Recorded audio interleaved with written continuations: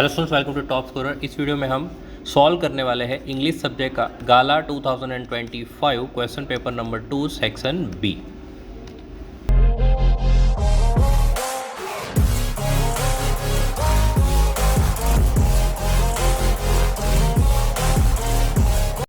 Stanza को पढ़ के आंसर देना है। स्टेंजा है, और if some time when roaming round, तो देखिए घूमते फिरते एक नोबल वाइल्ड बीस आपको मिलता है with black strips on yellow ground, just notice if he eats you. देखना है कि वो खाता है कि नहीं, मतलब वो आपको खा जाएगा आके। तो simple rule may help you learn the Bengal tiger to discern. तो इससे आपको पता चलेगा इस सिंपल रूल से कि ये कौन है, ये बंगाल टाइगर है। तो अकॉर्डिंग टू पोएट जो है, how will the Bengal tiger come to your notice, आपको कैसे पता चलेगा कि वो बंगाल टाइगर है। The Bengal tiger will come to your notice, तो बंगाल टाइगर को आप तभी नोटिस कर पाओगे अगर इफ़ इट ग्रीट्स यू, जो आप मिलेगा कैसे, वाइल रोमिंग राउंड, घूमते फिरते वो आपको मिलेगा, and tries to eat you, और आपको खाने की कोशिश करेगा। ओके, नेक्स्ट क्वेश्चन है, from which poem has the given stanza been taken, also mention the poet's name. Given stanza has been taken from the poem how to tell wild animals, written by Caroline Wells. Question number 18.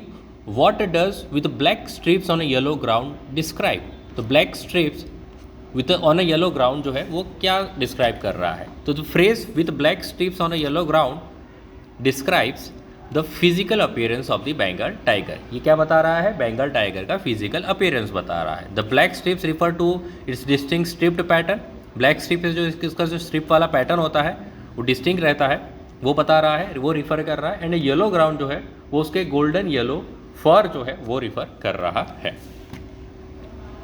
Figure of speech है, इन is quite rich. देखिए quite और rich ये एक दूसरे के opposite word दिखाई दे रहे हैं, और दूसरा कि ऑपोजिट मीनिंग कन्वे कर रहे हैं। ओके, ऑपोजिट वर्ड से ये है क्या, ऑपोजिट मीनिंग कन्वे कर रहे हैं।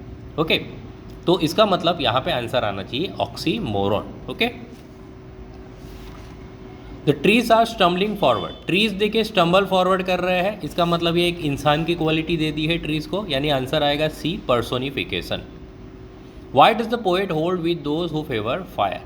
पोएट जो है वो किसके तरफ है, जो फायर को फेवर करते हैं, मतलब जो ये बिलीव रखते हैं कि दुनिया जो है वो फायर के कारण ख़त्म होगी। The poet take side with those who believe that the world will destroyed by fire. Poet जो है पहले तो किसकी साइड लेते हैं, ये उन लोग की साइड लेते हैं जो ये मानते हैं कि जो वर्ल्ड है वो फायर के कारण डिस्ट्रॉय हो जाएगा। ओके, फायर का मतलब जो है वो डिज़ायर होता है।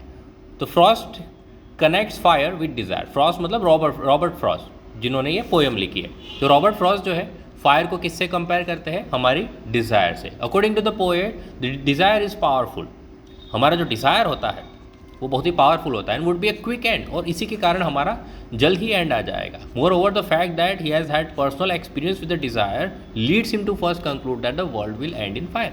दूसरा, एक ये भी बात सच है कि उनका पर्सनल एक्सपीरियंस रहा है डिज़ायर के साथ, जितनी उन्होंने लाइफ गुजारी है, जितने उन्होंने लाइफ स्पेंड किया है, उनसे उन्हें ये पता चला है कि जो डिज़ायर होता है वो बड़ा खतरनाक होता है। ओके, और उसी के कारण वो ये कंक्लूड करने में और उनकी साइड लेने में मजबूर हो जाते हैं कि वो लोग ये मानते हैं कि जो फायर के कारण है दुनिया ख़त्म होगी। Okay, question number 22, according to the ball poem what does in the world of possession mean. Ball poem के हिसाब से वर्ल्ड ऑफ पोजेसन का क्या मतलब होता है।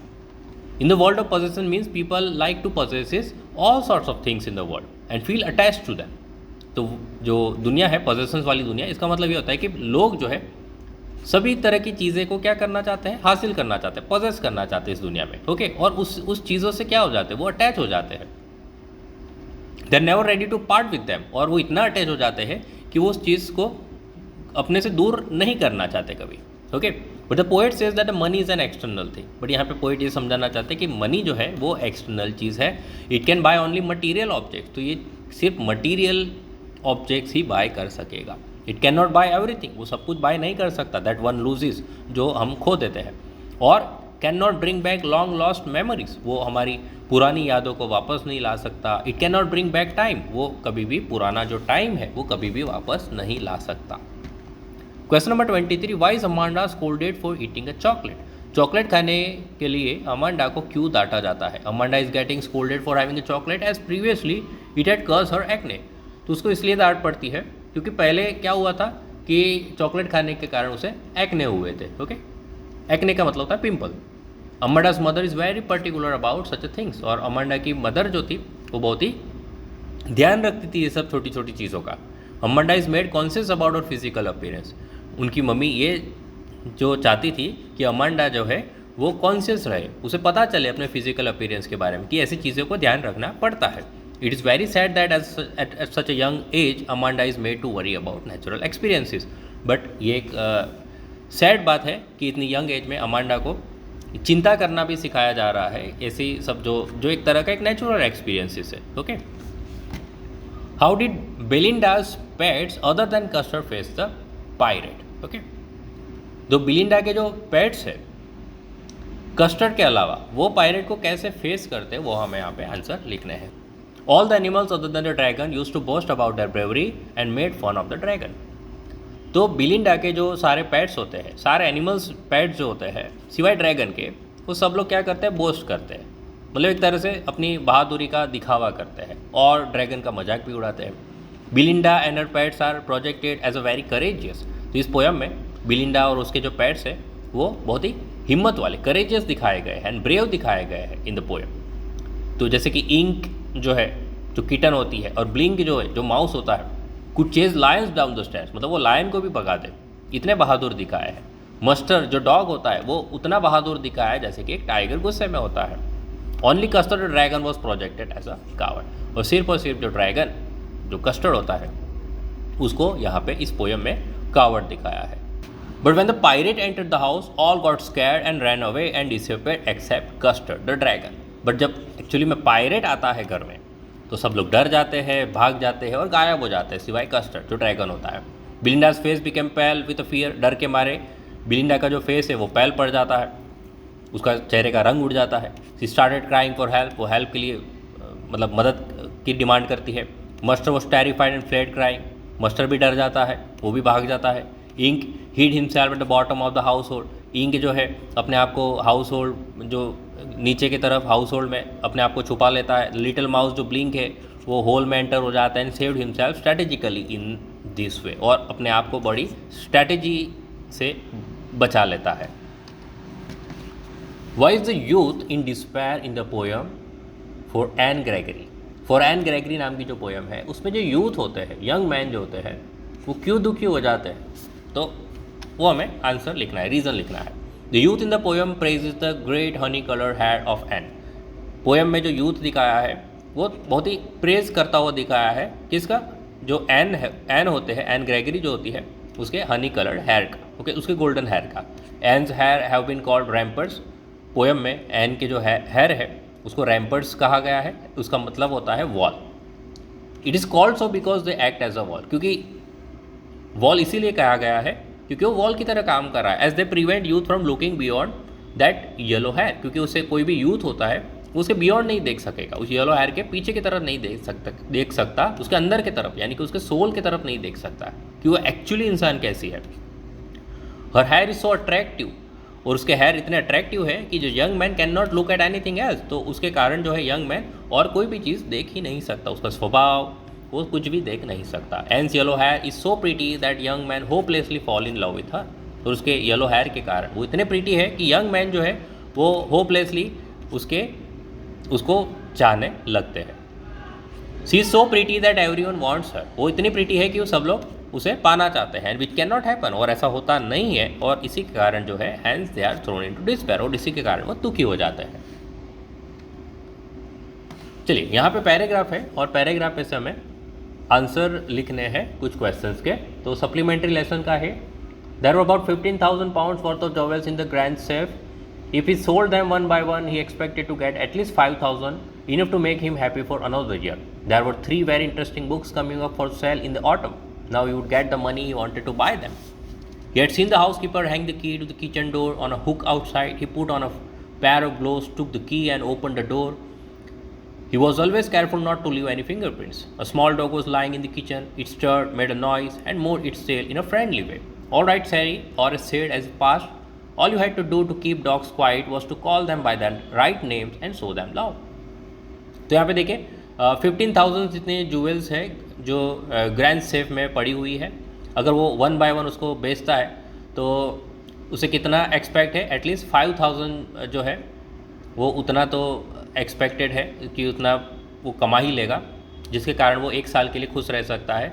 और दूसरा कि 3 इंटरेस्टिंग बुक्स आ रही है सेल के लिए, ऑटम में आ रही है, और उसे ये पैसे चाहिए क्योंकि उसको खरीद सके। ओके, हाउस कीपर, वो देखता है कि हाउस कीपर जो है की को किचन के डोर के पास जहाँ हुक होता है वहाँ लगा देता है, वो अपने ग्लोव्स पहनता है, चाबी लेता है, डोर ओपन करता है, और ये ध्यान रखता है कि फिंगरप्रिंट्स के जो निशान है वो उस पर ना पड़े। स्मॉल डॉग होता है वो वहीं पे किचन के पास ही होता है, वो आता है, स्टर्ट करता है, आवाज़ करता है और फ्रेंडली तरीके से अपनी टेल को वेग भी करता है, मूव करता है। तो हॉरेस जो है उसको अपने नाम से, मतलब जो डॉग है उसके नाम से पुकारता है, सैरी। और वो ये भी मानता है कि अगर डॉग को शांत रखना है तो उसे उसको अपने सही नाम से बुलाइए और थोड़ा बहुत प्यार दिखाइए। चलिए, क्वेश्चन है why did Horace require the money? Horace को पैसे क्यों चाहिए थे?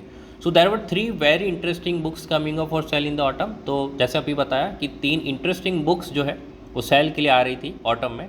Horace wanted to buy them, और हॉरेस को ये सारी बुक्स खरीदनी थी, so he required the money, इसलिए उसे पैसे चाहिए थे।